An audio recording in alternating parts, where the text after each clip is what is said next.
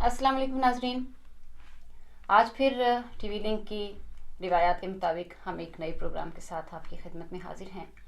लेकिन इससे पहले कि आज की मेहमान शख्सियत का कोई बाकायदा तारुफ करवाया जाए, एक छोटी सारी तमहीद के तौर पर मैं ये कहूँगी कि रब्बुल कायनात ने जब ये कायनात पैदा की, ये ज़मीन व आसमान उसने बनाए, तो उसने इसको इंसान के लिए बनाया कि ये ज़मीन व आसमान तुम्हारे लिए पैदा किए हैं ताकि तुम इनको तस्खीर करो। ये कायनात, इसके एक एक ज़र्रे में इस मुश्त खाक के लिए एक पैगाम है, और ये पैगाम खुदा तआला किन किन लोगों तक पहुंचाता है उसके लिए भी उसने अपने बंदे, अपने ज़हनी रसा चुन रखे होते हैं। फितरत हम कलाम होती है, अनासरे फितरत के साथ मुकालमा हर किसी के बस का रोग नहीं। सहरा नवर्दी हर एक के हिस्से में नहीं आती, और सहरा के पैगाम को भी कोई कोई ही समझता है। जिगर मुरादाबादी का एक शेर समात फरमाइए। मेरी सहरा नवर्दियाँ तौबा, हर हंसे हार से मोहब्बत की। मेरी सहरा नवर्दियाँ तौबा, हर सरे खार से मोहब्बत की। आज हमारे पास जो शख्सियत इस वक्त तशरीफ़ फरमा हैं, अगरचे उनको दुनिया एक बहुत बड़े कॉलम निगार, नावल निगार, एक टीवी में मॉर्निंग ट्रांसमिशंस का बाबा आदम कह लीजिए पाकिस्तान में, उनके नाम से जानती है, लेकिन उनकी एक बहुत खूबसूरत शख्सियत का पहलू, उनकी कोह पैमाई और उनकी नासरे फितरत के साथ हम कलामी, उस हम कलामी के ज़रिए जो हासिल गुफ्तगू है वो अपने क़ारीन तक हूबहू ऐसे पहुँचाना कि मैंने जाना कि वो भी मेरे दिल में है वाली कैफियत पैदा हो जाती है। तो बिला ताख़ीर मैं आपकी और अपनी मेहमान शख्सियत के दरमियान में से हटते हुए आपका तारुफ करवा देती हूँ। मोहतरम जनाब मुस्तनसर हुसैन तारड़ साहब, जो इस वक्त सिर्फ डेनमार्क में 2 रोज़ा अपने क़याम के लिए आए हैं। तो आइए मिलते हैं मुस्तनसर हुसैन तारड़ से और उनसे गुफ्तगू का शर्फ भी हासिल करते हैं। अस्सलाम वालेकुम। जी वालेकुम सलाम। आपका बहुत बहुत शुक्रिया। सबसे बहुत मुतासर हुआ हूँ भाई, आपने जो आगाज़ किया, क्या बात है, मुझे मुश्ते खाक बनाया और सहरा नवर्दी और वगैरह वगैरह। लेकिन ये एक बैलेंस आता है, एक कंपैरिजन आता है। इमाम गज़ाली ने फरमाया था जी कि दरवेश जब जंगल में जाता है तो जंगल का हर बूटा, हर पत्थर, हर फूल उससे हम कलाम होता है, और वो उस कलाम को समझता है और उसे जवाब देता है। मुझे बहुत सारे लोगों ने कहा कि आपने 12 किताबें नॉर्दर्न एरिया पर लिखी, पत्थरों, पहाड़ों, बर्फ़ों, नदियों, नालों पर लिखी, तो सिर्फ पत्थरों पर इतनी किताबें कैसी लिखी जा सकती? तो मैं उन्हें यही हवाला देता हूँ कि दरअसल पत्थर जो हैं वो मुझसे हम कलाम होते। बहुत खूब, बहुत अच्छे। असल में मैं जो आपके तो बेशुमार इंटरव्यू हुए, लोगों ने आपको बहुत पढ़ रखा है और मुझसे कहीं ज़्यादा हमारे नाजरीन जानते हैं आपको। लेकिन मैं जब हमेशा कभी आपकी किताबें पढ़ा करती थी और आपके टीवी ड्रामे और ये बाकी सारी आपके नावल वगैरह हैं, उनसे कहीं हट के जो मुझे सबसे ज़्यादा मुतासर आपकी चीज़ की, वो हमेशा ये किताब आपकी स्नो लेक, और ख़ासतौर पे इसका जो पहला चैप्टर है, वो उसको बारहा पढ़ के भी मुझे हर दफ़ा ऐसे लगता है कि मैं जब इसको पढ़ती हूँ तो मुझे कोई नई चीज़ मिलती है इसमें से। तो इसकी खूबसूरती ने मेरी, आपकी जो बाकी तमाम नावल्स हैं, आपके कॉलम्स हैं, या अदाकारी के मैदान में जो आपके जौहर हैं, उन सब से हट के मुझे ये समझ नहीं आती कि हमेशा जो मेरी तवज्जो रही है और मेरा जो इंस्पायर होने का रहा है एक फैक्टर, वो यही था, फितरत के साथ आपकी मोहब्बत। और जब ये किताब पढ़ो तो ऐसे लगता है कि जिस तरह नदी नालों का तस्वुर है और उस झील को देखते ही होशो हवास खो देने का तस्वुर है, उसके साथ साथ यूँ लगता है कि आपकी एहसासात, आपकी सोचें भी हम आहंग हैं। तो आप जिस वक्त एक चीज़ पहले करके तजुर्बा आए हैं, फिर आप अपने अपने स्टडी रूम की तन्हाई में बैठ के लिखते हैं, तो ये सारा अमल किस तरह आपकी जहन में होता रहा? अल्फाज का चुनाव और एहसासात बैक वक्त आपने कैसे पिरो दिए अल्फाज के धागे में? सदफ उसमें ये होता है कि भाई एक राइटर कम अज़ कम सफ़रनामा निगार इस लिहाज से बहुत खुश नसीब, खुशकिस्मत, खुशबख्त होता है, बल्कि मुझे यूँ कहने दीजिए कि आम इंसान से ज़रा सा सुपीरियर होता है। और इस सुपीरियॉरिटी की बुनियादी वजह ये है कि आम इंसान एक ख़ास तजर्बे में से गुज़रता है और वो तजर्बा उसके महसूसात को, उसके ज़हनी जो है रचाव, उसको मुतासर करता है और तब वो तजर्बा ख़त्म हो जाता है। لیکن ایک جو ٹریولاگ رائٹر ہے یا ایون اے ناولسٹ ہے وہ اسی تجربے کو ری لیو کرتا ہے. مثلا اگر میں K2 کے بیس کیمپ تک گیا یا سنو لیک تک گیا جہاں تتلیاں اڑ رہی ہیں, تو جب میں نے ان تجربوں کو لکھا تو وہ تو پورا سفر جو سنو لیک کا تھا میرا خیال ہے 16 یا 17 دن کا تھا, لیکن جب پورا برس میں نے وہ ٹریولاگ لکھا تو گویا میں نے ری لیو کیا وہی سفر.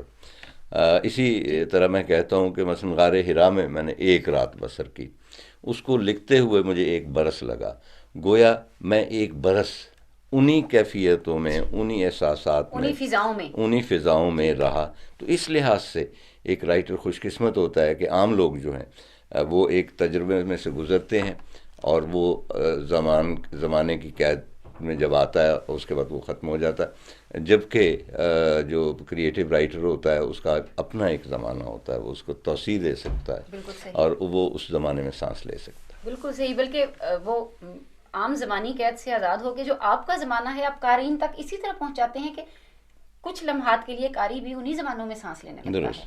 اور یہی کسی قلمکار کی سب سے بڑی خوبی ہے جسے اوجے کمال تک لے جاتا ہے, وہ یہی چیز ہے کہ قاری بھی اس چیز کو ویسے ہی محسوس کرے. تو یہ کوہ پیمائی اور فطرت سے محبت ہی کے حوالے سے میں ایک اور بات آپ سے یہ پوچھنا چاہوں گی کہ شمالی علاقہ جات جو کہ پاکستان کا ہی حصہ ہیں, لیکن میرا نہیں خیال کہ عام پاکستانی ہونے کی حیثیت سے خود ہم لوگوں نے بھی ان کو اتنا نزدیک سے کبھی دیکھا ہو, کبھی جانا ہو, کبھی جاننا چاہا ہو. مارننگ ٹرانسمیشن میں ایک دفعہ عمران خان آئے اور ان کے ساتھ ہمارے کوہ پیما آئے حمزہ کے کرنل شیر علی شاید. تو عمران ان سے پوچھنے لگے کہ جناب میں نے ناردرن ایریا میں جانا ہے تو مجھے کوئی خاص جگہ بتائیں جہاں پہ جانا ہے. تو وہ حمزہ کے رہنے والے ہیں کرنل صاحب. تو وہ کہنے لگے کہ خان صاحب دراصل بات یہ کہ ہم ناردرن ایریا والوں کی نسبت تاڑ صاحب ہمارے ایریا کو زیادہ جانتے ہیں, ان سے پوچھیے.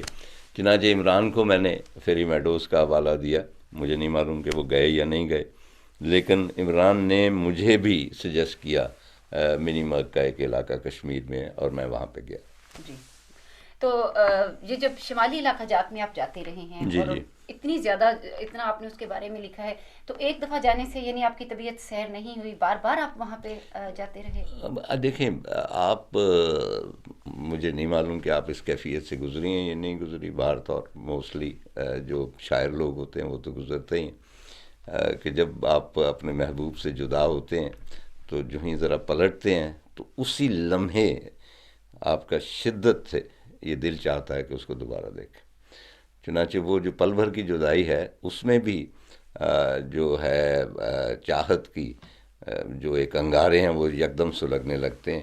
تو اسی طرح ناردرن ایریا بھی میرا محبوب ہے, اور میں جب بھی اس سے جدا ہوتا ہوں واپس آ رہا ہوتا ہوں تو اسی وقت کسک اٹھتی ہے کہ واپس جایا جائے. پھر میرا خاص ریلیشن شپ ہے اس علاقے کے ساتھ, پہاڑوں کے ساتھ, اس کی لیکس کے ساتھ, ایک فزیکل بھی, ایک اسپریچول بھی, ایک سیکشول بھی. یہ تمام ریلیشن شپ جو کسی بھی باڈی میں ہوتے ہیں وہ تمام ریلیشن شپ میں محسوس کرتا ہوں. ایک دوسرے کے اندر گھندے ہوئے ہیں, جی آپ الگ وہ نہیں ناردرن کر ایریا سکتے. سے. چنانچہ میں بار بار وہاں پہ گیا ہوں. اب تو ظاہر ہے کہ اب ایج ایسی آ گئی ہے کہ اب ذرا مشکل ہو گیا ہے, اپنے بال بچوں کو لے کے گیا. اور ناردرن ایریا کے جو لوگ ہیں, اب مجھے ناردرن ایریا نہیں کہنا چاہیے کیونکہ وہ اب گلگت بلتستان کہلاتا ہے. اور ایک بہت بڑا جو مسکنسیپشن ہے, ہمارا میڈیا جو ہے آپ جانتے ہیں کہ اس میں خاصی جہالت کی باتیں پائی جاتی.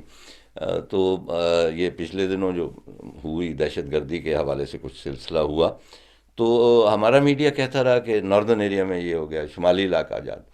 میں یہ واضح کرنا چاہتا ہوں کہ کاغان کی ویلی اور خاص طور پہ سوات جو ہیں they are not part of northern area. وہ اپنا صوبہ سرحد کا حصہ ہے. ناردرن ایریا کی ٹرم جو ہے وہ صرف گلگت اور بلتستان کے لیے استعمال ہوتی ہے, اور اللہ کا شکر ہے کہ وہ ایک الگ صوبہ بن گیا اور اب انہیں گلگت اور بلتستان ہی کہا جاتا ہے. تو ان لوگوں نے بھی مجھے سے بے پناہ محبت کی. 2 لیکس ہیں وہاں پہ, ان کو میرا نام دیا. جی ہاں. اس کے بعد آپ بھی کبھی جائیں, آپ صرف یہ کہہ دیں کہ آپ میری رشتہ دار ہیں, عزیزہ ہیں, تو آپ دیکھیں کہ آپ کے ساتھ لوگ کس محبت سے وہاں پیش آتے ہیں. پھر وہی فطرت نے آپ کو ایک تعلق سے باندھ دیا ہے, اس فطرت سے محبت سے, ان کے لوگوں سے محبت. ہاں, کیونکہ وہاں بہت سارے ایسے علاقے ہیں جن کے بارے میں نے لکھا، اور ایک وہاں پہ سروے کیا گیا تو انہوں نے کہا کہ جی یہاں پہ ناردرن ایریا کے جو خاص مقامات ہیں وہاں پہ کم از کم جو 70% ٹورسٹ آتے ہیں وہ تار کی کتاب ہاتھ میں لے کے آتے ہیں، کیونکہ اس سے انہیں آگاہی حاصل ہوتی. تو وہاں ٹورزم کو بھی فروغ ملا، لوگوں کو روزگار ملا. ایک ترشنگ ولیج ہے جس کو میں نے پاکستان کا سب سے خوبصورت ولیج کہا. میں جب گیا تھا تو وہاں پہ ابھی ایک ہوٹل زیر تعمیر تھا، ماشاءاللہ 4-5 ہوٹل. انہوں نے بھی وہ نانگا پربت میری کتاب کی تصویر لگائی ہوئی کہ اس کی وجہ سے لوگ آتے. تو یہ سارا ایک میوچل سلسلہ ہے. لیکن میں سمجھتا ہوں کہ جتنا کچھ میں نے کیا، مثلا نذیر صابر ہیں ایوریسٹ کے فاتح، پہلے پاکستانی جی، تو اگلے روز ان کا انٹرویو چل رہا تھا تو انہوں نے بھی میرا حوالہ دیا. اور رجب بھی ہیں غالباً. ہاں رجب علی، میں وہ سارے میرے دوست ہیں، کو پیما وغیرہ. تو ناردرن ایریا کے بارے میں ایک میں بات عرض کر دوں جی، کہ ایک بہت مشہور کو پیما ہے میسنر، رائن ہولڈ میسنر. اس کو کہا جاتا ہے کہ از اے میریکل آف ماؤنٹینرنگ، کیونکہ اس نے دنیا بھر کی تمام چوٹیاں بغیر آکسیجن کے تنہا کانکر کی ہیں. تو اس سے ایک مرتبہ کوئی بات ہوئی. تو ایک تو یہ کہ کسی نے پوچھا ٹی وی پہ کہ جی آپ وہاں پہ رہنے والے ہیں، یہ ادھر اٹلی اور سوئٹزرلینڈ کے درمیان، تو سوئٹزرلینڈ میں بھی تو بہت بلند پہاڑ ہے. تو اس نے کہا تھا کہ in Switzerland we have hillocks, in Pakistan you have mountains. No there is a difference between hillocks and mountains. اس کے ساتھ ہی اس نے یہ کہا کہ یہ علاقہ اتنا خوبصورت ہے اور اتنا اس کی اپنا ایک پورا کلچر ہے اور باقی سارا کچھ گرینجر جو ہے. مطلب آپ دیکھیں ماؤنٹ ایوریسٹ کی تصویریں میں نے دیکھی، میں خود گیا نہیں، بڑی بے ڈبی سی ماؤنٹین ہے، صرف اس لیے کہ دنیا میں ہائیسٹ ہے اس لیے مشہور ہوگی. لیکن اس کے مقابلے میں آپ K2 دیکھیں، ایک ڈائمنڈ کی طرح، ایک احرام کی طرح، جس طرح وہ مطلب تراش خراش جو ہے وہ مطلب. اور اسی لیے بہت کم لوگوں نے K2 کانکر کی ہے. اگر ایوریسٹ 100 لوگوں نے کی ہے تو K2 10 لوگوں نے بھی نہیں کی، کیونکہ وہ زیادہ مشکل، دشوار گزار اس کی کٹنگ کی وجہ سے. تو رائن ہولڈ میسنر نے کہا کہ اگر میرا بس چلتا تو میں یہ پورا ناردرن ایریا جو ہے گلگت بلتستان والا، خاص طور پہ ماؤنٹینس ایریا جو ہے، اس کو میں پرزرو کر لیتا جوں کا توں، تاکہ آج سے 100-200 برس بعد جب یہ پوری دنیا پولوٹیڈ ہوگی انڈسٹری کے ساتھ اور پتہ نہیں کیا کیا ہو رہا ہوگا، جس طرح آپ دیکھ رہے ہیں اوزون کی لہر اور یہ سارا کچھ. تو ایک باپ جو ہے، ایک بچہ جو ہے، وہ اپنے باپ سے پوچھے گا کہ کیا یہی دنیا ہے جو آپ کے اللہ تعالیٰ نے تخلیق کی؟ یہ کیسی دنیا ہے؟ تب وہ باپ جو ہے اپنے بچے کی انگلی پکڑ کر اس کو ناردرن ایریا میں لے جائے گا اور کہے گا کہ بیٹا دراصل اللہ تعالیٰ نے دنیا ایسی تخلیق کی تھی، وہ جو دنیا ہے وہ ہم انسانوں نے برباد کر دی. بہت خوبصورت، بہت خوبصورت بات ہے، بہت بہت شکریہ. دوسری طرف جیسے کہ ابھی آپ نے بتایا کہ یہ ساری چیزیں آپ نے جہاں گئے ہیں، کوہ پیمائی کی ہے اور اس کی شہرت اور مقبولیت میں بھی اضافہ ہوا ہے، لوگ اس سے متعارف ہوئے ہیں، بیرونی دنیا یعنی پاکستان سے باہر کی جو دنیا ہے. تو اس میں ملک کو، قوم، یا آپ یہ کہیے کہ اپنے وطن کی ایک طرح سے شہرت بھی شامل ہے، اس کی مقبولیت کو بھی فروغ دینا شامل ہے. نہیں، قطعی طور میری کوئی انٹینشن نہیں تھی کہ میری وجہ سے یہ سارے علاقے مشہور ہوں. نہ میری کو محب الوطنی پہ کچھ دعویٰ ہے، نہ میں نے وطن کی خدمت کے لیے یہ کیا. یہ سراسر ایک سیلفش چیز تھی. جب عاشق جو ہوتا ہے وہ ہمیشہ سیلفش ہوتا ہے، صحیح، وہ قطعی طور پہ کسی اور کا بھلا نہیں چاہتا، وہ اپنا بھلا چاہتا ہے، اپنے محبوب کا بھلا چاہتا ہے. ہاں، لیکن جو عشق حقیقی یا عشق صادق ہے وہ تو دوسروں کا بھلا لے کے چلتا ہے. تو وہ انٹرن اگر کچھ بہتری ہو گئی ہے، لیکن وہ میری انٹینشن نہیں تھی. ہاں، لیکن اگر آپ حب الوطنی کی بات کریں تو یہاں مجھے آپ سے تھوڑا سا اختلاف ہوگا کہ مجھے یہ یاد ہے کہ اپنے کالج اور اسکول کے زمانے میں جب حب الوطنی کی میں سٹف اکٹھا کر رہی تھی کچھ لکھنے کے لیے، تو آپ کی کتاب کا ایک جملہ تھا جس سے میں نے کوٹ بھی کیا کہ اپنے وطن سے محبت کرتے ہوئے اس کو نہیں دیکھا جاتا جیسے ماں سے محبت کرتے ہوئے اس کا چہرہ نہیں دیکھا جاتا. اگر میری ماں حسین نہیں ہے تو کیا میں الزبتھ ٹیلر کو ماں بنا لوں؟ مجھے اب یہ یاد نہیں ہے کہ وہ کون سی نہیں، وہ اس طرح نہیں لکھا ہوگا، لیکن اس کا جی. کیونکہ میں یہ سمجھتا ہوں کہ الزبتھ ٹیلر کی کوئی حیثیت نہیں پاکستان کے، مطلب میری ماں واقعی کوئی جملہ تھا کوئی. ہاں، میں یہ بھی عرض کر دینا چاہتا ہوں کہ ہمارا جو وطن ہے، سارا ہی وطن، اور خاص طور پہ ناردرن ایریا جو ہے، وہ اگر اتنا حسین نہ ہوتا تو میں قطعی طور پہ اس کی توصیف نہ کرتا. وہ واقعی، کیونکہ میں نے مطلب سوئٹزرلینڈ میں میں نے ٹریکنگ کی ہے، جرمنی میں کی ہے، اور بہت سارے انگلینڈ میں بھی کی ہے، مختلف جگہوں پر گیا ہوں. لیکن بلا شبہ پاکستان کا ناردرن ایریا جو ہے، میں ایک آپ کو یہ سنو لیک آپ کو پسند ہے، ٹھیک ہے، مجھے بہت پسند ہے یہ. اس کے بارے میں ایک بات بتاؤں کہ سنو لیک بنیادی طور پہ مجھے جب پوچھا، عام طور پہ ہوتا ہے نا کہ یہ ٹورزم کے حوالے سے گفتگو ہوتی ہے ٹورزم ڈپارٹمنٹ سے، کہ پاکستان وہ ملک ہے جہاں لہلاتے کھیت ہیں، گنگناتی ندیاں ہیں، بہتے دریا ہیں، صحرا ہیں، پہاڑ ہیں، فلاں ہیں، قدرت نے کس نعمت سے نہیں نوازا وغیرہ، ایک اسٹیریو ٹائپ ہوتا ہے وہ یوں کر کے. تو ایک ایسی محفل میں میں نے، محفل تو نہیں تھی، میٹنگ تھی ایک ہائی لیول کی، تو میں نے کہا کہ آپ کو پتہ ہے کہ پاکستان کی واحد پہچان کیا ہے؟ وین یو سے دیٹ ورڈ دین ایوری بڈی ول نو کہ دس از پاکستان. صحرا تو اور لوگوں کے پاس صحرا بھرے پڑے، لہلاتے کھیت ویتنام میں بھی بہت ہے، دریا تو چائنا کے اتنے اتنے بڑے ہیں. تو واحد جو پہچان ایک ایسی ہے جو دنیا بھر میں کسی اور ملک کے پاس. انہوں نے کہا جی کیا پہچان؟ میں نے کہا جی برف. اب یہ باہر ابھی برف باری ہو رہی. اب ظاہر ہے کہ ہر شخص نے غیر یقینی انداز میں میری طرف دیکھا، تو میں نے کہا جی پاکستان میں 2 گلیشیئر ہیں، بیافو اور ہیسپر. ان دونوں کی لمبائی جو ہے ٹوٹل 125 یا 26 کلومیٹر ہے، وڈتھ ان کی 3-4 کلومیٹر ہے، اور یہ لانگسٹ گلیشیئر میس ہے ان دا ہول وائڈ ورلڈ سوائے پولر ریجن کے، کیونکہ وہ تو ہے ہی برف کی دنیا نا. یعنی دنیا میں اور کہیں اتنی برف نہیں پائی جاتی جتنی پاکستان میں پائی جاتی ہے. جی بالکل حصے پہ پائی جاتی ہے. بہت خوب. چلیے یہ تو تھا کیونکہ میرے یہ ایک ایسی اس وقت آپ کے ساتھ بیٹھ کر آپ کی اس سنو لیک پر یا آپ کی کوہ پیمائی کے حوالے سے جو تخلیقات ہیں ان کے اوپر بات کرنا میرے لیے ایسی ہے کہ وہ کہتے ہیں نا کہ یہ خواب میں نے رات ہی دیکھا تھا خواب میں، لیکن میرا خیال ہے کہ میں نے یہ کبھی خواب بھی نہیں دیکھا تھا میرے لیے، بلکہ ہمارے لیے ٹی وی لنک کے لیے اور سہارا ٹائمز کے لیے جس کے تعاون سے اور جس کے انویٹیشن پر آپ آئی ہیں، ہمارے لیے ایک بہت بڑے اعزاز کی بات ہے، بالخصوص میرے لیے کہ آپ کے ساتھ بیٹھ کر اور ان چیزوں کو ڈسکس کرنا اور آپ سے بات کرنا اور ان باتوں سے سیکھنے کا یہ موقع ملنا، یہ کبھی میں نے سوچ نہیں رکھا تھا. اور بالخصوص آپ کی یہ فطرت سے محبت کے حوالے سے، کیونکہ میں نے جب کبھی بھی آپ کو پڑھا، ناول بھی مجھے بہت پسند رہے، جیسے آپ کا یہ راکھ ناول ہے اور ایک بہترین ناول ہے، جیسا کہ جو مجھے علم ہے وہ ایسے کہ جرمنی کی کرسٹینا اوسٹرہیلڈ نے اس کو بہت پسند کیا ہے.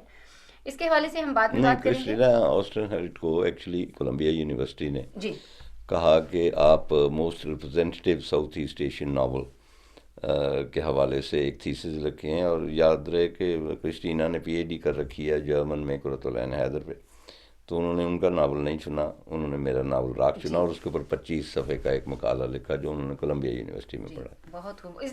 میری بھی ان سے ملاقات ہوئی تھی تقریباً جون میں.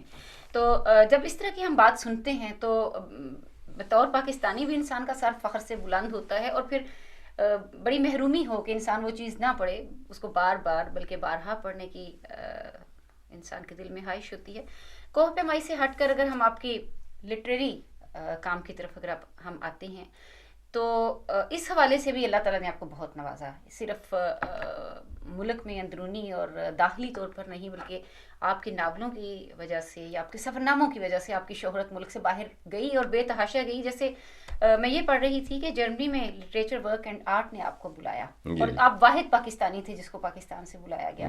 اس سلسلے میں اگر آپ ہمیں تھوڑی سی تفصیل کوئی ایسی خاص بات نہیں، وہ بس برلن میں ان کا ہوتا ہے سلسلہ ایک، تو اگین راکھ کے حوالے سے ہی مجھے بلایا گیا. جی ہاں، کیونکہ پارٹیشن اس کا موضوع تھا، اور پارٹیشن کے موضوع پر جو کچھ لکھا گیا ہے اس میں ان کا یہ خیال تھا کہ راکھ بہت ریپرزینٹیو ہے. تو ہائیڈلبرگ سے ڈاکٹر کرسٹینا خاص طور پہ پڑھنے کے لیے میرے حوالے سے آئیں.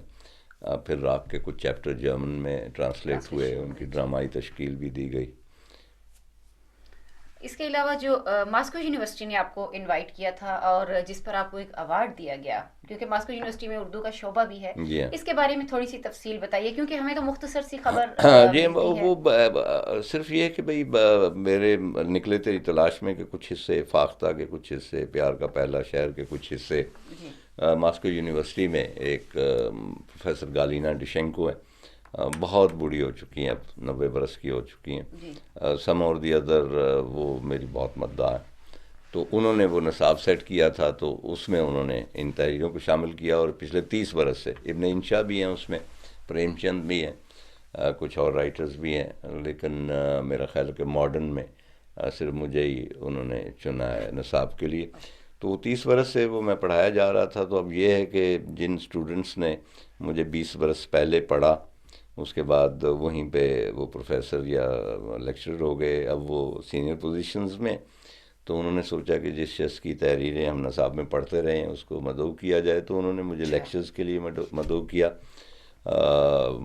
مطلب یہ officially I was invited to Moscow university. اس میں پاکستانی بزنس مین جو تھے ان کی بھی کنٹریبیوشن تھی، اور بڑا زبردست ہمیں 5 اسٹار ہوٹل میں، بلکہ پریزیڈنشیل سویٹ میں ٹھہرایا گیا بہت اعزاز کے ساتھ. اور وہاں پہ پھر وہ لیکچرز بھی میں نے دیے، اور بہت سے لوگوں سے ملاقات ہوئی. فیض صاحب کے حوالے سے بھی گفتگو ہوئی، اور خاص طور پہ میرے لیے ایک بہت بڑا اعزاز تھا کہ وہاں متعدد بار یہ کہا گیا کہ رشیا میں اگر پاکستان کو شاعری کے حوالے سے جانا جاتا ہے تو نثر میں مستنصر کے یہ میں یہی آپ سے پوچھنے ہی والی تھی تو کہ جب بس آپ وہ یہ ایک ہے میرے لیے ظاہر ہے کہ جب آپ کو یہ خوشی کی کہا گیا بات. کہ فیض شاعری کے حوالے سے فیض کو اور نثر کے حوالے سے مستنصر حسین کو، تو آپ کو اس وقت کیسا لگا؟ ظاہر ہے کیسے ملک میں ایکچولی بیٹھ کر جو بات یہ ہے کہ اللہ تعالیٰ کا اتنا زیادہ فضل رہا ہے مجھ پہ جی صدف، کہ اب کوئی چیز مجھ پہ اثر نہیں کرتی ہے. سچ مطلب میں خوش ہوتا ہوں، جی لیکن میں کہتا ہوں ٹھیک ہے، یہ اوپر سے عنایت ہوئی ہے. اس کا مطلب ہے کہ اللہ تعالیٰ نے اب بے نیازی بھی عطا کر دی ہے. نہیں، بے نیاز تو انسان بے شکر نیاز گزاری کے ہو نہیں ساتھ سکتا. پھر آپ اس کو کیا کہیں گے، بے نیازی یا شکر گزاری؟ یہ بس وہ جو ہے نا کہ ایک بے وقت انسان ہو اور اس کی اوقات کچھ نہ ہو، اس پر اتنی زیادہ عنایات ہو جائیں تو پھر وہ لاپرواہ سا ہو جاتا ہے کہ یہ تو ہوتی رہتی ہیں یار.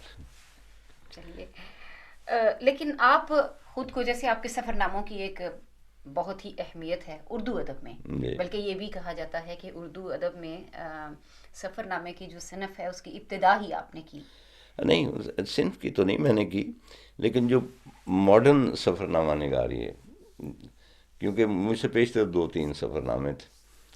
میں نے ایکچولی سفر نامہ لکھنے کا میرا میں 69 میں یہ 17 ملکوں کا بیسیکلی میں ویگابانڈ، میں ایک آوارہ شخص ہوں، اور خانہ بدوش. مجھے اگر ڈپکٹ کیا ہے کسی نے تو بلے شاہ بھی کرتا ہے، غالب بھی کرتا ہے، وہ سارے مطلب جس کے کفن میں بھی پاؤں ہلتے ہیں غالب کے. اور لیکن امراؤ جان ادا نے میرا خیال ہے کہ میرے لیے ایک شعر کہا، اور آپ کو معلوم ہے کہ وہ شاعرہ بھی تھیں بہت اچھی، اور میری زندگی کا گویا منشور بیان کر دیا. اور انہوں نے کہا کہ کس کو بتائیں حال دل زار اے ادا، آوارگی میں ہم نے زمانے کی سیر کی. تو میں نے بھی آوارگی میں زمانے کی سیر کی. آپ کی اب دیکھیں نا کہاں وہ دن تھے کہ جناب میں کوپن ہیگن میں وارد ہوتا ہوں صبح 3-4 بجے، اور کہیں کوئی ٹھکانا نہیں ہے، کیمپنگ سائٹ نہیں جا سکتے، یوتھ ہاسٹل کا پتہ نہیں کہاں پہ. تو یہیں آپ کا جو ٹاؤن ہال ہے اس کے سامنے جو فوارہ ہے، آج خاص طور پہ میں وہاں پہ گیا، اس کو سلام کیا اس فوارے کو، کیونکہ 40 برس پیشتر میں وہاں پہ آیا تھا. وہاں پہ میں نے اپنا سلیپنگ بیگ بچھایا اور سو گیا. تو صبح اسکول کے بچے میرے ارد گرد کھڑے ہو کے حیرت سے دیکھ رہے تھے کہ یہ کیا چیز ہے، کیونکہ اس زمانے میں پاکستانی نہیں تھے. تو یہ ہے کہ اس قسم کے بہت سارے اتفاقات، آوارگیاں جو ہے وہ میری زندگی کا حاصل کسی نہ کسی مقام پر لے آتی ہیں. تو آپ کو دوبارہ کیسا لگا کوپن ہیگن میں آ کے 40 برس کے بعد؟ دوبارہ یہ ہے کہ بھئی چیزیں بدل جاتی ہیں، شہر نہیں بدلا، شہر تو وہی ہے، وہ تو سارے لینڈ مارکس جو ہیں. چیزیں بدلی ہیں یا انسان بھی بدل جاتے ہیں، چیزیں بھی بدل جاتی ہیں. یا شاید آپ 40 برس پہلے کچھ اور تھے اور شاید اب کچھ. ڈیفینیٹلی میں اسی طرف آ رہا ہوں کہ بھئی وہ ایک نوجوانی کا ایک اپنا اندھا اور وحشی اور منظور ایک جذبہ ہوتا ہے، اور کوئی پرواہ نہیں ہوتی کسی چیز کی، اور فزیکلی آپ ایک چیتے کی طرح تند اور کسے ہوئے ہوتے ہیں. اور دیکھ لیجیے 40 برس بعد میرا کیا حال ہے، میرے آدھے دانت غائب ہیں، اوپر سے گنجا ہو رہا ہوں. توند اتنی بڑی تو ہے کیا مطلب فطرت کے عشق میں اس بات سے فرق پڑتا ہے کہ اس کا عاشق دنجا ہو نہیں گیا ہے دیکھیں نا، اس کی وہ توند؟ وہ ہاتھ میں جنبش نہیں، آنکھوں آنکھوں میں میں تو تو دم. دم ہے تو ساغر و مینا آپ رہنے دیں میرے آگے، کیا ہوتا ہے اس صحیح. سے؟ آپ یہ بتائیے کہ ناول نگاری، سفر نامہ نگاری اور اداکاری، ان ساروں کے میدان میں اپنے نام بہت پیدا کیا. آپ ذاتی طور پہ، شخصی طور پہ خود کو کس خانے میں زیادہ فٹ محسوس کرتے ہیں؟ میں جو کام جس لمحے کر رہا ہوتا ہوں، میں اس کے لیے سب سے زیادہ سوٹیبل ہو سکتا ہوتا ہوں. وہ میں اتنے ہی عشق سے، اتنے ہی چاہت سے کر رہا ہوتا ہوں. اتنے ہی ذوق و شوق سے اس اسی میں میں کوئی رہتی. کمی نہیں آتی، اگر مطلب میں جو بھی لکھ رہا ہوتا. اور جیسا کہ میں عرض کر چکا ہوں کہ بھائی بیسیکلی کیونکہ میں ایک آوارہ گرد ہوں، تو آوارہ گرد جو ہوتا ہے اس کے بارے میں کہا جاتا ہے، خاص طور پہ خانہ بدوش کے بارے میں، کہ وہ اس کے خیمے کے گرد جب گھاس اگنے لگے تو وہ سمجھتا ہے کہ یہ کوچ کا وقت آ گیا. تو میں بھی کبھی ناول لکھنے لگ جاتا ہوں، پھر وہاں سے کوچ کرتا ہوں تو سفر نامے کی گلیوں میں، کبھی کالموں کے محلے میں، کبھی ڈراموں کے گویا آپ کا شہر خیمہ میں. آپ کے کندھے پہ ہی رہا ہے ہاں وہ ہمیشہ. چلتا رہتا ہے وہ سلسلہ، وہ کوئی ایک نہیں. لیکن میں نے جو بھی لکھا ہے پوری سنجیدگی، میں ادب کو بہت سیریسلی لیتا ہوں. یہ صرف ایک پروجیکشن کا، اخباروں میں انٹرویو دینے کا، اپنے شعر پڑھ کے داد طلب کرنے کا، اور غیر ملکی ٹور کر کے ایک مافیا کی صورت، یہ نام نہیں ہے. ادب اس سے بہت زیادہ سنجیدہ چیز ہے، اور میں اس کو سنجیدگی سے لیتا ہوں. بہت خوب. مستنصر صاحب، ایک اور بات یہ کہ آپ کی ایک کتاب جو غار ہیرا میں ایک رات ہے، وہ میں ابھی تک نہیں پڑھ سکی. جی تو اور وہ منہ والکعبے تھے اور غار ہیرا میں ایک رات، جی. ان دو کے بارے میں اگر آپ ہمیں کچھ بتائیں کہ یہ جو آپ نے سفر کیے وہاں پر اور یہ جو آپ نے کتابیں لکھی، تو کیا صحرا نوردی کی کیفیات میں اور یہ جو روح پرور جو جتنے لوگ واپس آتے ہیں وہ یہی ایک ہی طرح کی چیز لکھتے ہیں، ایک ہی طرح کی چیز لکھتے ہیں، تو آپ کو کیا احساس ہوا اس کا؟ یہ بڑی لمبی کہانی ہے، لیکن ان شارٹ جی. میں حج کے لیے گیا، اور میرا اس وقت کوئی ارادہ نہیں تھا سفر نامہ لکھنے کا. جی. اور اس کی بنیادی وجہ یہ ہے کہ بھئی میں سمجھتا تھا، اور اب بھی سمجھتا ہوں، کہ لفظ جو ہیں وہ اپنی حرمت یا اپنا جو ہوتا ہے نا افیکٹونیس، بیشتر لفظ وہ کھو چکے ہیں. وہ اتنا زیادہ استعمال ہوئے، اور خاص طور پہ تقدیس کے جو لفظ ہیں، کہ کسی خاص جگہ پہ جا کے اپنی کیفیت کو بیان کرنا، وہ لفظ وہی بار بار جی استعمال بالکل ہے. ایسے ایک سفر نامہ پڑھ کے نا دوسرا آپ جی اٹھاتے ہاں. ہیں، ورق گردانی سے اندازہ ہو جاتا ہے کہ آگے اچھا، کیا وہ ہے. وہی ہوتا ہے کہ میں نے جب خانہ کعبہ کو دیکھا تو اپنے گناہوں کو یاد کیا، اور روح جو ہے وہ پتہ نہیں کس سے شرابور ہو گئی، اور اپنے وغیرہ وغیرہ، اور اپنی خوش قسمتی پہ نازاں، اور وغیرہ وغیرہ. تو میں نے سوچا کہ میرے پاس اور لفظ تو ہوں گے نہیں، تو میں وہی لفظ نہیں استعمال کرنا چاہتا. دوسری بات یہ تھی کہ بھئی آئی فیلٹ کہ بھئی ہر آدمی جو ہوتا ہے کمپیوٹر کی طرح ہوتا ہے. جب وہ پیدا ہوتا ہے، ہم جو کمپیوٹر ہیں، ہمارے کمپیوٹر میں شروع سے اذان پہلے فیڈ کی جاتی ہے، اس کے بعد ہمارے کلچر، ہمارا مذہب، جی بالکل. نمازیں، روزے، عید، بقرعید، ایک پورا کلچر ہے، وہ فیڈ ہوتا جاتا ہے. ٹھیک ہے. بالکل صحیح. تو مسئلہ یہ ہے کہ بھئی اگر جو میرا تھا کمپیوٹر، اس میں بدھزم فیڈ ہوتا، یہ ہندوازم فیڈ ہوتا، یہ کرسچینٹی یا جوڈائزم فیڈ ہوتا، تو میں وہی ہوتا. بالکل صحیح. میں یہ چاہتا تھا کہ میں ان جگہوں پہ اگر جاؤں تو میرا کمپیوٹر اتنا زیادہ نہ ہو، اس پہ اتنا افیکٹ نہ ہو کہ میں کمپیوٹرائزڈ ریئیکشن، یعنی ہم اگر جاتے ہیں خانہ کعبہ کے سامنے تو وہ کمپیوٹرائزڈ ریئیکشن ہے، کہ آپ کے اندر وہ ڈیٹا بھرا ہوا ہے کہ آپ نے یہاں پہنچ کر آپ کے یہ احساسات ہونے چاہیے. بالکل ٹھیک. ایک کا بنارس پہ جا کے یہی احساسات ہونے چاہیے، جو بودھی ٹری ہے بدھا کا، یہ احساس ہے، یا بیت الحم میں جہاں پہ حضرت عیسیٰ پیدا. تو یہ ایکچولی بیسیکلی آئی فیلٹ کہ یہ کمپیوٹرائزڈ احساسات ہوتے ہیں. اس میں انسان خود جو ہوتا ہے نا وہ کہیں کھو جاتا، وہ نہیں ہوتا. میری خواہش یہ تھی کہ اگر میں اس سے ذرا سا الگ ہو کے اپنے کمپیوٹر سے میں ان تمام مقامات پہ جاؤں، اور ان کو، ظاہر ہے کہ میرا وہ سلیٹ خالی تو نہیں ہو سکتی، کمپیوٹر خالی تو جی نہیں ہو بالکل سکتی، صحیح. لیکن جس حد تک ہو سکے میں اپنے آپ کو ایک نیوٹرل گیئر میں رکھوں. یعنی آپ جذبات کو اور شعور کو الگ الگ چلانا چاہ رہے ہاں نہیں، میں چاہتا تھا کہ جو کچھ مجھ پہ وارد ہوتا ہے میں اس کو نیوٹرل ہو کے وصول کروں اور پھر دیکھوں کہ کیا ہوتا ہے. اور تو میرا خیال نہیں تھا کہ بھئی میں لکھوں گا، لیکن اس کے بعد میں نے ڈاکٹر علی شریعتی کا ایک حج، ان کی کتاب ہے جس نے بہت مجھے متاثر کیا. تو بلکہ وہ حج کے بارے میں ان کا آغاز ہوتا ہے کہ of all the women in the world, انگریزی ہے پرشین میں لیکن انہوں نے خود ہی ترجمہ کیا، of all the women in the world a woman, a black woman, a slave woman whose name was Hajra. Hajj is basically paying tribute to her. Hajj is Hajra. حاجز حاجرہ. اچھا، اب جب میں اس کی تفصیل میں گیا تو بہت ایک حیرت انگیز سلسلہ کھل گیا کہ واقعی حج کا جو کچھ ہے وہ اماں ہاجرہ کے ساتھ ہی منسوب ہے، وہ صحیح ہے. ان کے خامند نے خانہ کعبہ بنایا، ان کے بیٹے نے قربانی دی، شیطانوں کو کنکریاں مارنا، اور آب طواف زمزم. کرنا، وہ تو ہے ہی سارا کچھ. جی اور وہی نا. ایک یہ بھی ہے کہ بھئی وہ جو حتیم کا ایریا ہے وہاں اماں ہاجرہ جو ہیں وہاں دفن. تو بنیادی طور پہ جب آپ طواف کر رہے ہیں تو صرف خانہ کعبہ کا نہیں کر رہے. تو یہ اس نے مجھے بڑا فیسنیٹ کیا. اور آخر میں علی شریعتی نے لکھا کہ حج، اصل حج جو ہے وہ سٹارٹ تب ہوتا ہے جب آپ حج سے واپس آتے ہیں اور اپنے قبیلے کے ساتھ شیئر کرتے ہیں ان تمام ایکسپیرینسز کو.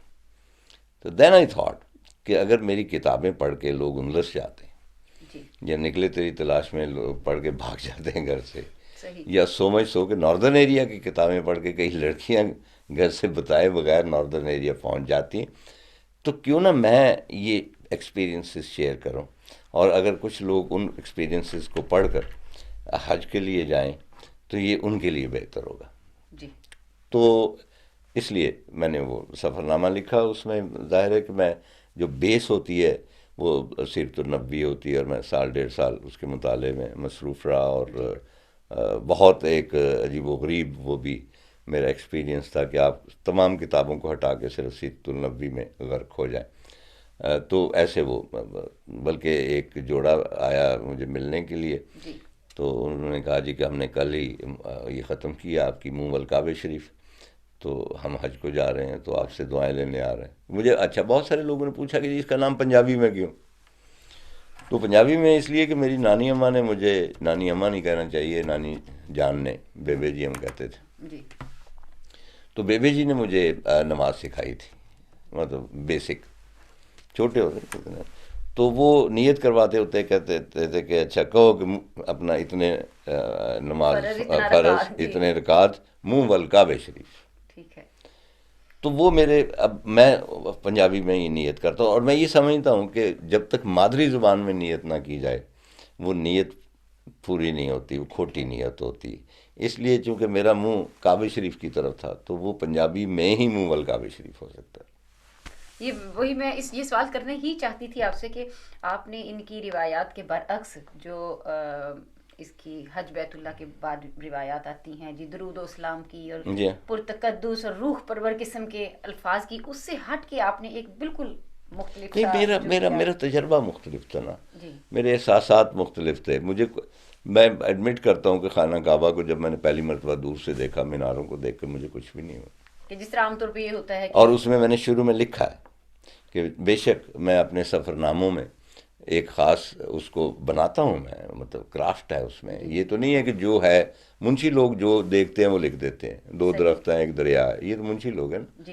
لیکن وہ دریا کیسا ہے، اس کے اوپر جو ایک کروٹیں بدلتی چادر ہے، سرمئی چادر، اس کے تو وہ ایک علیحدہ. تو میں نے اس سفر نامے کے آغاز میں لکھا ہے کہ میں اپنے تئیں جو کچھ مجھے محسوس ہوا ہے صرف اور صرف وہی لکھوں. ٹھیک ہے. اور جو کچھ مجھے نہیں محسوس ہوا صرف اس لیے کہ لوگ ایکسپیکٹ کرتے ہیں کہ وہاں جا کر اس پر یہ کیفیت طاری ہونی چاہیے، میں نہیں لکھا. ٹھیک ہے، یعنی وہ اسٹوڈیو اور آٹومیٹک بات نہیں ہونی چاہیے. مجھے خانہ کعبہ دیکھ کے کچھ بھی نہیں ہوا. پہلے مجھے وہ لگا کہ اسٹوڈیو کو سیٹ ہے کیونکہ اتنی روشنی تھی، لیکن جب میں اندر داخل ہوا تو وہ ایک جو آہستہ بہاؤ تھا طواف کا، وہ ایسا ایک مسمریزم تھا، ایک ایسا سحر تھا کہ میں اس کے سحر میں آ گیا کہ وہ یہ دل کیا، کی دنیا بدلنا شروع کہ ہوگی. یہ کیا چیز. جیسے وہ میرا خیال ہے میں نے کیونکہ عمارت جو ہے وہ امپورٹنٹ نہیں جی ہے. ممتاز مفتی کی بھی ایک کتاب انہوں نے کہ کالا کوٹھا اس کو کہا، سیدھا سیدھا کچھ اس بہرحال طرح وہ سے ان کا اپنا ایک حساب کتاب ہے. ہر آدمی جو ہے اپنی نفسیات، اپنے اخلاق، اس کے مطابق. اپنے تجربے کے مطابق لکھتا ہے، اپنی حسن نظر کے مطابق لکھتا ہے. کیونکہ بعض اوقات جب ایک بات ہو کہ جب میں نے خانہ کعبہ دیکھا تو اس نے مجھے متاثر نہیں کیا، صرف اگر ایک کوٹیشن، جس طرح ہمارے ہاں علماء اور مفتی ایک بات کو لے لیتے ہیں، اس کا سیاق و سباق کیا ہے، اس کے اگلے باب یا جو ہیں اقتباسات وہ کیا بیان کرتے ہیں، اس کو چھوڑ دیا. تو جب تک ایک چیز کو پورا، کیونکہ میں نے آپ کی یہ کتاب ابھی نہیں پڑھی، غار ہرا میں ایک رات، یہ مسنگ ہے تو میں اس کو پڑھنا بھی چاہتی تھی، اس لیے میں اس کا سوال نہیں کروں گی. بس مجھے یہ منہ کعبہ شریف تھی نا، یہ تھوڑا سا لگتا تھا کہ یہ ہٹ کے روایات سے ہٹ کے کتاب کا ٹائٹل ہے. تو اب جب ہم پنجابی اور اردو کی بات کر رہے ہیں تو ایک چھوٹا سا سوال میں اردو اور پنجابی کے حوالے سے کروں گی کہ آپ نے اس دور میں ٹیلی ویژن میں حصہ لیا اور اس دور میں آپ نے آغاز کیا اور اپنا بہت نام بھی کمایا. جب اردو پر میرا خیال ہے کہ اردو دانوں کی ہی اجارہ داری ایک طرح سے سمجھی جاتی تھی. آپ تو نہ صرف پنجابی تھے بلکہ آپ اپنے پروگراموں میں پنجابی کے الفاظ بھی بہت استعمال کیا کرتے تھے، جیسے وہ چاچا جی والا پروگرام رہا آپ کا، وہ تو بیسک چاچا جی تو ہے ہی پنجابی کا لفظ. تو یہ بتائیے کہ اس زمانے میں کیا کوئی ریئیکشن نہیں ہوا؟ دیکھیں، جب بھی آپ کوئی نئی چیز کرتے ہیں جی تو ریئیکشن تو ہوتا ہے، پتھر تو مارے جاتے ہیں. لیکن یہ ہوتا ہے کہ میں اپنی خصلت کو، میں اپنی پنجابی قومیت کو تو نہیں بدل سکتا. وہ میرے اندر رچی ہوئی ہے، پورا پنجاب میرے اندر رچا ہوا ہے، اس کا کلچر، اس کی شاعری، وہ زبان، سب کچھ میرے اندر ہے. اور میری جو اردو رائٹنگ ہے اس میں بھی پنجاب، مثلا یہی ڈاکٹر کرسٹینا کا آپ نے تذکرہ کیا، ہائیڈلبرگ یونیورسٹی، تو انہوں نے اپنا جو آرٹیکل لکھا اس میں ایک جو سب ہیڈنگ ہے وہ ہے مستنصر پنجابیت، اور اس میں انہوں نے مختلف حوالے دیے، اور آخر میں انہوں نے لکھا ہے کہ بیسیکلی اس کی نثر میں جو فورس ہے، جو قوت ہے، وہ اس لیے کہ یہ پنجابی کی بے تکلف، ہاں نہیں بے تکلف نہیں، جو ایک خاص، ہاں، کیونکہ آپ دیکھیں کہ قرۃ العین حیدر کی ایکسیپشن ہے صرف، ادروائز جتنے بھی نامور اور بڑے اردو رائٹرز ہیں، شارٹ سٹوری رائٹرز ہوں یا ناولسٹ ہوں، وہ سب کے سب پنجاب سے تعلق رکھتے ہیں، کیونکہ پنجاب کی سرزمین ایسی کہ اس کا ایک ویژول ایسا ہے کہ وہ نثر کے لیے بہت موزوں. اور میں یہ سمجھتا ہوں کہ بڑی نثر جو ہے وہ صرف پنجابی ہی لکھ سکتا. پھر وہی پنجابی اور اردو کے حوالے سے جو یہ لسانی اختلافات پر ایک نہیں ہم لسانی نہیں کر رہے. دیکھیں اردو جو ہے، اردو وہ ہے جو میں لکھتا ہوں. میں پچھلے 25 برس سے بیسٹ سیلر ہوں پاکستان کا. میں جو سوال کرنا چاہی تھی وہ کچھ اور تھا. نہیں میں چونکہ اسی لیے یہ نہیں ہے کہ میں اپنے آپ کو پروجیکٹ کر رہا ہوں کہ 25 سال سے میں بیسٹ سیلر ہوں، وہ تو میں ہوں. وہ میں اس حوالے سے میں یہ بات کر رہا ہوں کہ اگر میسج جو ہیں پاکستان کے وہ مجھے سب ادیبوں پہ پریفر کرتے ہیں، تو اس کا مطلب ہے کہ جو اردو میں لکھتا ہوں، جو اظہار میرا ہے، وہ اسے قبول کرتے ہیں. اصل اردو وہی ہے جو میں لکھتا ہوں. یہ بات ایسی ہے، لیکن جو میرا سوال تھا وہ بیچ میں ادھورا رہ گیا.